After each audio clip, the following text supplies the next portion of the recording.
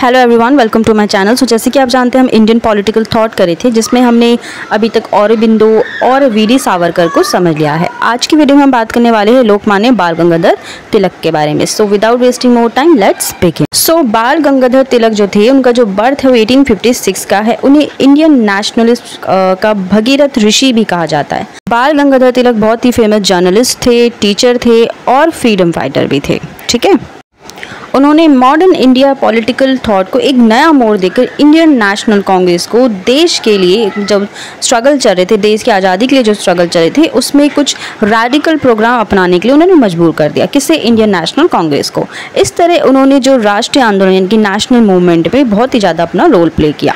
Okay, काफ़ी ज़्यादा उन्हें इन चीज़ों के लिए याद किया जाता है।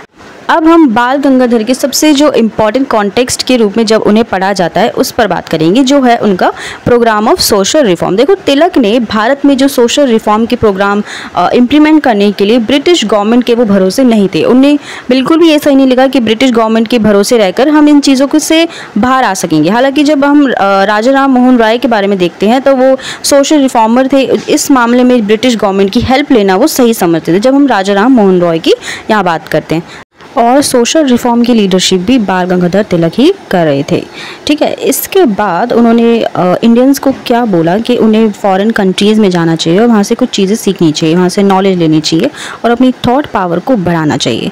उन्होंने पूरी तरीके से जो विडो रीमैरिज का सपोर्ट किया ताकि जो वीमेंस के लिए इनजस्टिस को रोका जा सके। ओके, और इसी के साथ विमेन एजुकेशन की भी वो सपोर्ट करते थे और अनटचेबिलिटी जैसी इन ह्यूमन प्रैक्टिसेस के भी पूरी तरीके से अगेंस्ट थे। इसी के साथ वो जात पात पे जितने भी पार्शियलिटी किए जाते, जो भी जिस तरह की बिहेवियर किया जाता था कास्ट से जुड़ी, उसके भी पूरी तरीके से वो अगेंस्ट थे।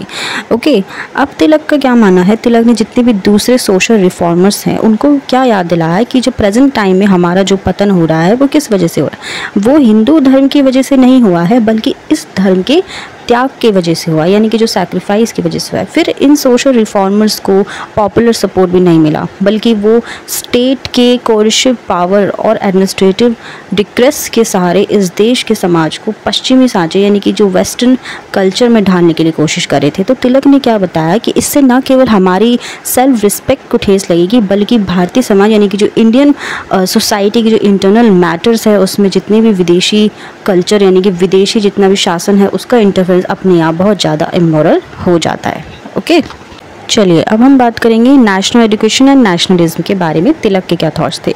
देखो, तिलक ने क्या फील किया कि जो लॉर्ड मैकाले ने इस देश में जो वेस्टर्न एजुकेशन सिस्टम स्टैब्लिश किया है वो देश के लिए, देश के वेलफेयर के लिए बहुत ही ज़्यादा डेडली थी, क्योंकि जो न्यू एजुकेशन सिस्टम है वो भारत की जो बहुत बड़ी जनसंख्या यानी पॉपुलेशन के बीच ना केवल वो बहुत ज़्यादा कॉन्फ्लिक्ट कर रही है, बल्कि नई पीढ़ी को भारत की कल्चर, ट्रेडिशंस, इन सब से दूर करती जा रही है। ठीक है, इसके अलावा तिलक ने क्या बोला है कि पूरे देश में जो नेशनल स्कूल कॉलेजेस खोलने की सलाह दी, ताकि लोगों को कम खर्चीले यानी कि उन्हें कम पैसों में एक अच्छी एजुकेशन मिले, उनकी हेल्थ फैसिलिटीज़ मिले और ये चीज़ें उन्हें बहुत ही कम खर्चे में करना पड़े जो उनकी सेल्फ डेवलपमेंट में काम आएंगे। तो खुद तिलक ने ऐसे नेशनल एजुकेशन के स्टैब्लिशमेंट में पूरी तरीके से योगदान दिया। इसके बाद तिलक के अकॉर्डिंग जो नेशनल एजुकेशन सिस्टम है उसका जब भारतीय संस्कृति की हेल्थ और जीवन से जितने भी ट्रेडिशंस है उनके बेस्ड पर होने चाहिए, यानी कि इंडियन ट्रेडिशन कल्चर के बेस्ड पर ही होना चाहिए सब कुछ। आगे तिलक का क्या मानना है कि जो पुरानी ट्रेडिशंस होते हैं, परंपराएं होती हैं, जो कल्चर होते हैं उसमें सुधार लाया जाएगा। ठीक है, जिससे क्या होगा कि हमारे इंस्टीट्यूशंस के एंग्लिसाइजेशन का मतलब होगा उनको डीनेशनलाइजेशन करना। तो तिलक ने क्या बोला कि जितने भी लोगों में राष्ट्रीय चेतना यानी कि नेशनलिज्म, उनमें नेशनलिज्म की फीलिंग जो है सब में होनी चाहिए। इसी के साथ उन्होंने गणपति और शिव जी के फेस्टिवल्स को भी ऑर्गेनाइज़ किया। देखो, तिलक वेस्टर्न वैल्यूज़ के, उनके कल्चर के अगेंस्ट थे, लेकिन वो जो उनके वर्क प्रोसेस है उनके अगेंस्ट नहीं थे।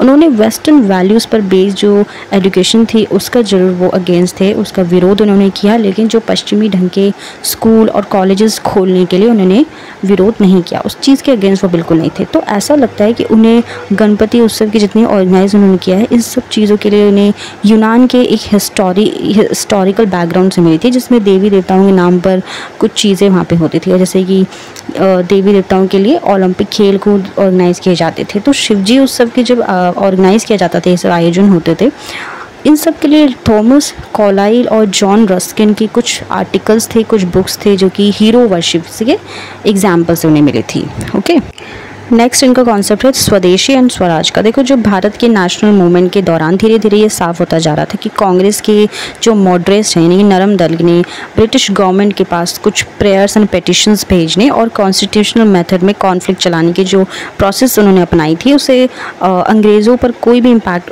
इन सब चीज़ों का नहीं हो रहा था और वो भारतवासियों को कुछ भी देने वाले नहीं थे, यानी कि कुछ भी कर लो, लेकिन ब्रिटिशर्स नहीं मान रहे थे। तो तिलक ने तरीकों की जगह अब पैसिव रेसिस्टेंस का सपोर्ट किया। पैसिव रेसिस्टेंस का मतलब होता है जब कोई सी चीज़ के लिए आप किस चीज़ के अगेंस्ट जब मूवमेंट चलाने लग जाते हो, तो ये नॉन कॉर्पोरेशन के जैसे ही था। तो फिर तिलक ने श्री औरोबिंदो, बिपिन चंद्र पाल और लाला लाजपत राय के साथ मिलकर स्वदेशी आंदोलन चलाया और स्वराज का नारा उन्होंने बुलंद किया। उन्होंने क्या बताया कि जब हम पॉलिटिकल राइट्स मांगने से कभी नहीं मिलते, ये राइट जो हमें लड़कर लेने होते। उन्होंने देशवासियों को ये बोला कि कुछ ना कुछ हमें ज़रूर त्यागना होगा, यानी कि अगर अपने गोल्स को पाना है तो कुछ ना कुछ ज़रूर हमें त्यागना होगा, तभी हमें स्वराज मिलेगा। ओके, अब कभी कभी तिलक पर क्या एलिगेशंस भी लगाए जाते थे कि उन्होंने जब भारतीय राष्ट्रवाद के साथ साथ हिंदू राष्ट्रवाद को भी मिला दिया और गणपति और शिवाजी जैसे जो फेस्टिवल्स है इन्हें वो ऑर्गेनाइज़ कर रहे थे, क्योंकि इससे हिंदुत्व को बढ़ावा दिया गया।